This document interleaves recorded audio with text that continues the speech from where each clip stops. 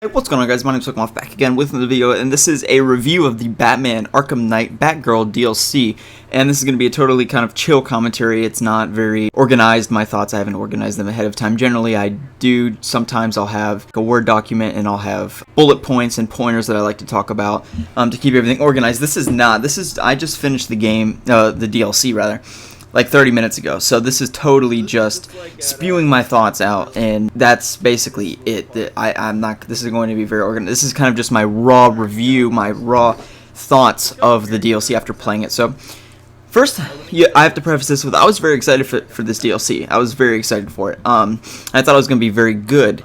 It turned out to not be very good. To be 100% honest with you, it turned out to not be very good. And I'll explain why I didn't find it very good.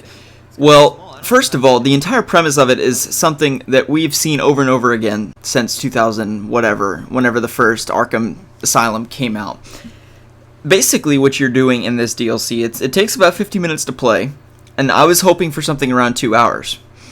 So it takes less than an hour, and that's if you're going slow, to be honest with you. It does take less than an hour. And essentially what you're doing is you're rescuing hostages the entire time. That's all you're doing. The entire time is you're rescuing hostages. There's all kinds, there's like 7 different, I don't even know, there's a lot of them. And essentially you just go around and you rescue all the hostages from the different locations. And then once you rescue all the hostages, then you fight the Joker.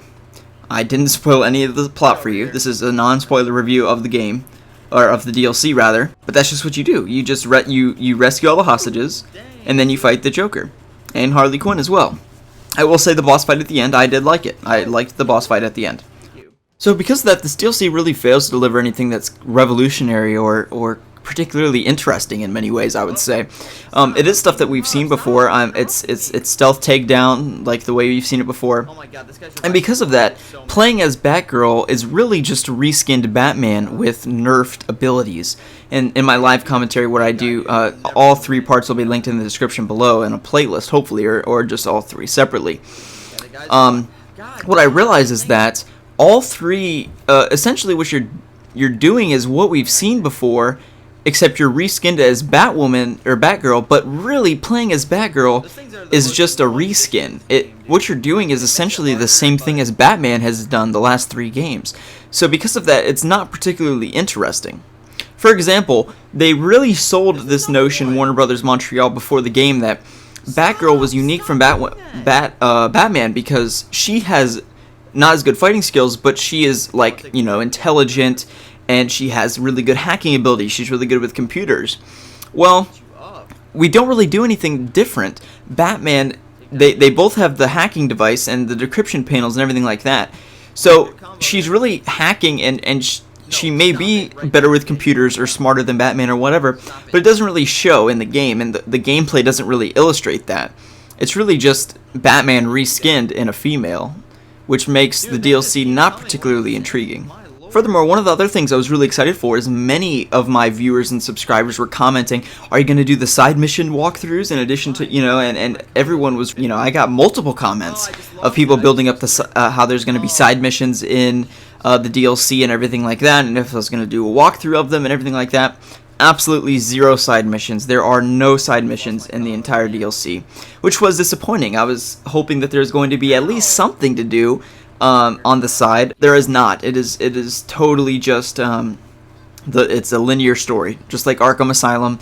You know, follow this, go here, go there, go there, go there, beat up a bunch of people, rescue this guy, beat up a bunch of people over here, rescue him, beat up a bunch of people over there at a different location, rescue them, boss fight. It was a little stale, I will be honest with you. After a while, after rescuing like the 5th hostage, I was like, okay, I'm ready for this DLC to be over, really. But that really wasn't my reaction, because I wanted it to be longer. But at the same time, nothing they were proposing was particularly intriguing in any way at all. So yeah, I would say overall, if I were to give this a review right now, I don't want to ramble on anymore. To summarize my thoughts, too short, not intriguing. Everything we've seen before in Batman, reskinned in a female character. Dual play was good between Batgirl and Robin, if I can say that. Basically, every hostage that you're rescuing is with dual play, so that's good. I like that. I really like Batgirl. She's probably my favorite character character in the, you know, Barbara Gordon, Oracle, whatever. She's probably my favorite character in the game. But I was really excited for this, and it did not deliver on my expectations at all. So if I were to review this on a scale of 1 to 10, I would probably give it a 6, maybe 5.5, somewhere around there.